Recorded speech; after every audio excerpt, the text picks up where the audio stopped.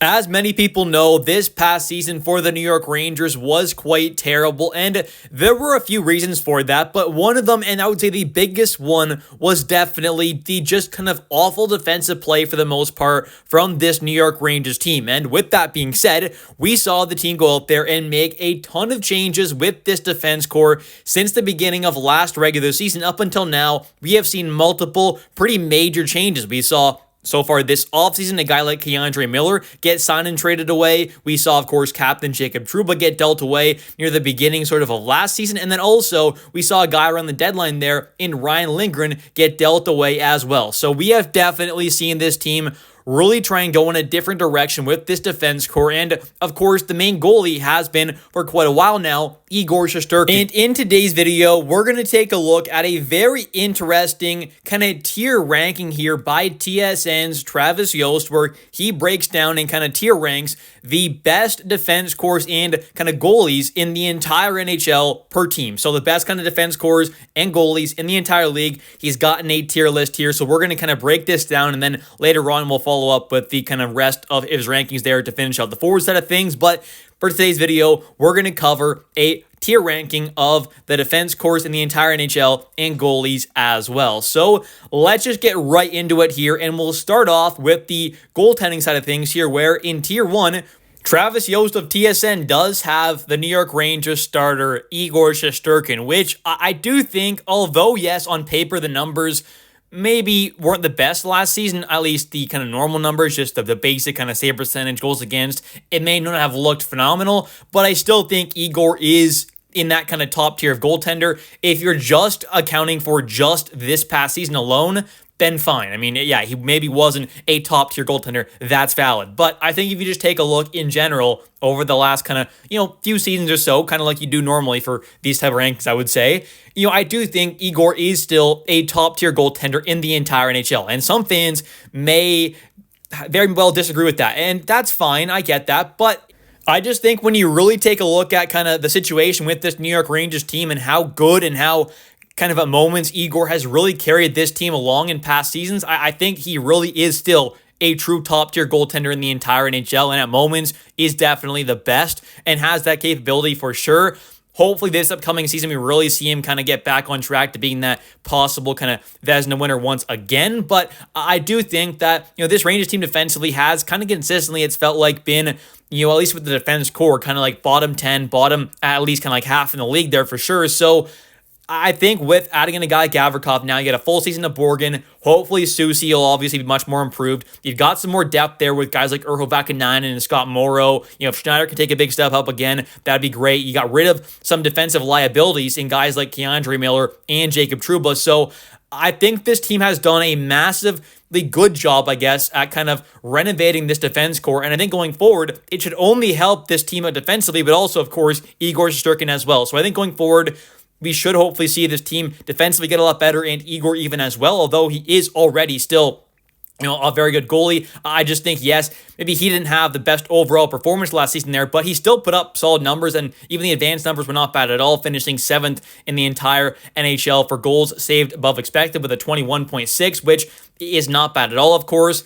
Then in 23-24, obviously still wasn't the best season for Igor, but he still finished 12th in the entire league with a 12.1 goals saved above expected. And then you move on to 2022-23, where he was 5th in the entire NHL with a 21.8. And then you go back to his Vezina winning season, where of course he was top in the entire league with a 34.1 goals saved above expected. And guess what? The previous 3 times the Rangers were in the playoffs, Igor was consistently right at the top of goals saved above expected. You take a look at the last time the Rangers were in the playoffs there, so not this past playoff run, but the one before that, Igor was in second with 13.1 goals saved above expected, right behind Jeremy Swayman, who had an insane playoff run carrying the Bruins. Then you've got back in 2022-23, Igor only having 7 games played, he still had an 8.8 goals saved above expected, which was second in the entire playoffs, where the top guy was Bobrovsky with 19 games played, 16.3, and the guy right behind him had 16 games played, so over double, but had 1.1 less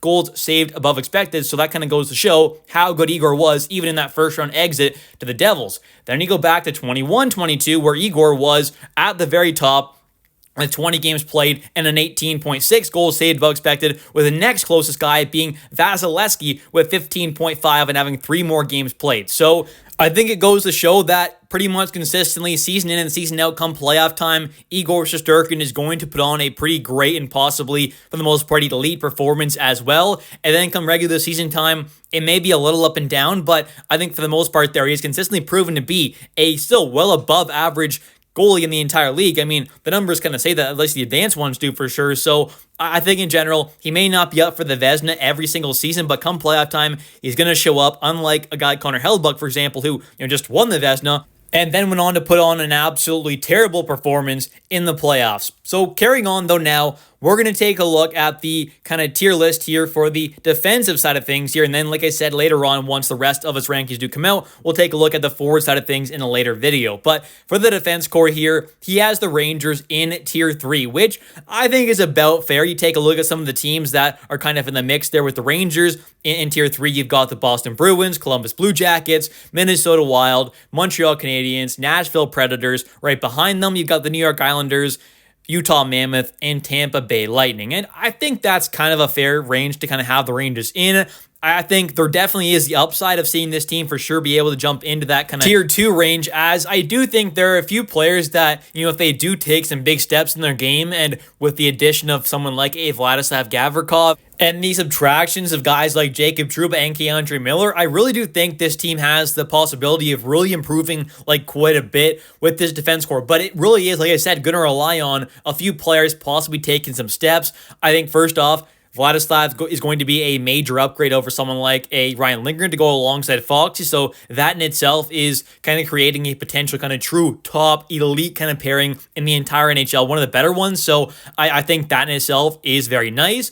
Then you also kind of got someone like a Braden Schneider, who is he finally going to get that big, long kind of opportunity, sort of run at that second pairing kind of spot there, maybe on the left side alongside Borgen, potentially. You will have to wait and see, but I think Schneider is someone who has that kind of potential to maybe finally take that big step in this game there. Then you've got someone like Will Borgen, who's now going to have a kind of full season now and a full offseason with the Rangers to kind of really acclimate to this team. So I think that could be a good thing. And he also, signed that new deal, so that's going to be off his mind as well.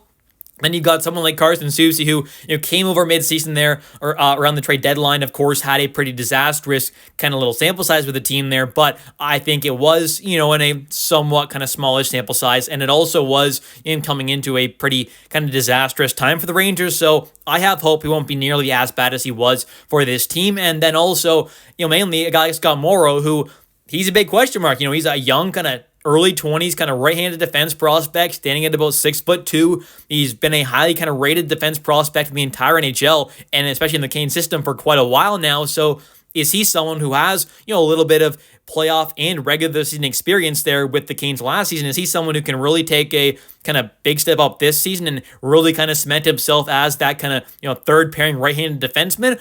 We'll have to wait and see. So I think there are definitely a lot of question marks with this defense core, as there are, a lot of kind of new pieces and a lot of new bodies coming in here, a lot of, new faces that were just added in, whether it's been this offseason or this past regular season. So it's not like this team, or D-core especially, has a lot of kind of familiarity together, but I do think there are some pretty solid and kind of talented players on it. So if they can kind of mesh well together, there definitely is the possibility of seeing this team really be a much, much improved defensive team compared to where they were last season, where it was quite disastrous for many moments. And in the article, they went on to say the Rangers offseason saw a big swap in top 4 defenders. Out went Keandre Miller to Carolina. In came Vladislav Gavrikov from Los Angeles. Gavrikov is a much different defender and will be entrusted to play credible off-puck hockey on the hip of Adam Fox. Does Gavrikov's defensive prowess allow Fox to play aggressively in transition on the attack?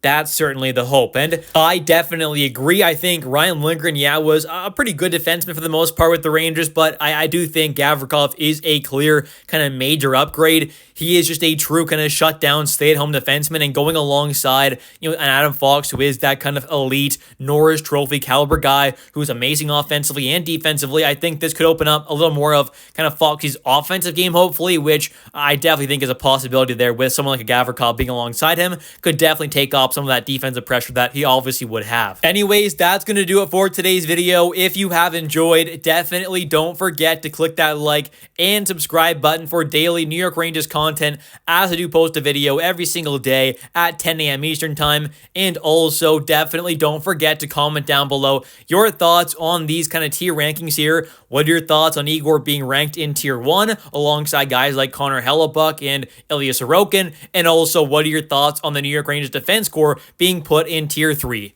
Thanks for watching. I'll catch you next one, and let's go Rangers.